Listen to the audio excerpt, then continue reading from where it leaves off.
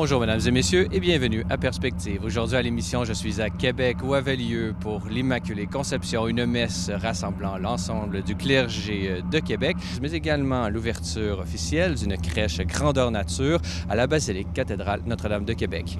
En voici un reportage.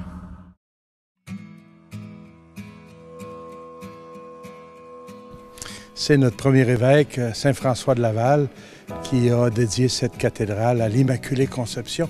Et pourtant, en 1674, lorsque le diocèse a été érigé par le pape, le dogme de l'Immaculée Conception n'était pas encore prononcé, mais il y avait un amour très grand pour la Vierge Marie. Alors, c'est notre fête patronale.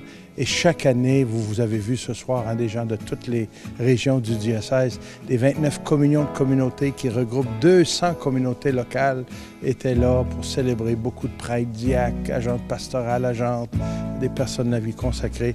On rend grâce à Dieu pour le don qu'est Marie dans la vie de l'Église.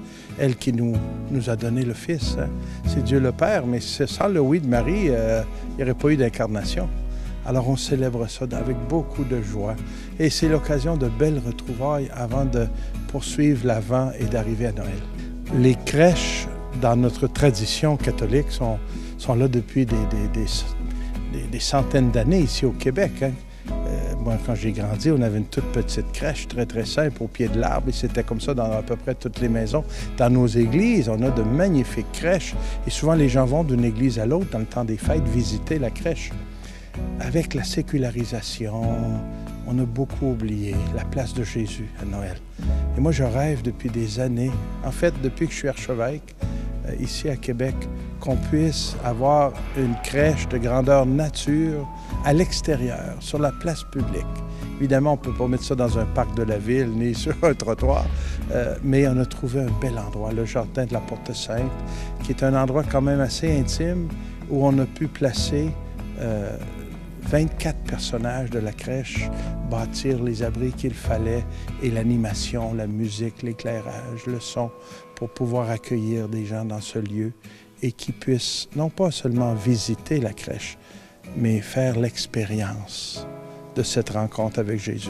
Dès qu'on entre sur le site, hein, on est invité à entrer dans la crèche et à découvrir. Il y aura toujours des gens à l'accueil pour accompagner ceux et celles qui le désirent. De temps à autre, il y a des groupes qui viendront faire de l'animation, des petites chorales qui chanteront, sinon une bande sonore, français, anglais, espagnol, des chants dans toutes les traditions et aussi des textes qui seront lus. Il y a des affiches pour ceux et celles qui aiment lire français, anglais, espagnol. En fait, on veut que toute personne se sente accueillie et puisse venir voir celui qui est la raison de Noël. Il y a un auteur américain, Roy Lehman Smith, qui a écrit un jour « Celui qui n'a pas Noël dans le cœur ne le trouvera jamais au pied d'un arbre. Le cadeau des cadeaux, c'est Jésus. Noël, c'est plus qu'une saison, qu'une fête. C'est tout ça, mais c'est davantage. C'est quelqu'un. C'est Dieu qui envoie son Fils Jésus. Et l'accueillir, c'est célébrer. C'est pour cela qu'il y a tant de lumière et de décoration et de cadeaux et de tout. On accueille le cadeau des cadeaux de Dieu.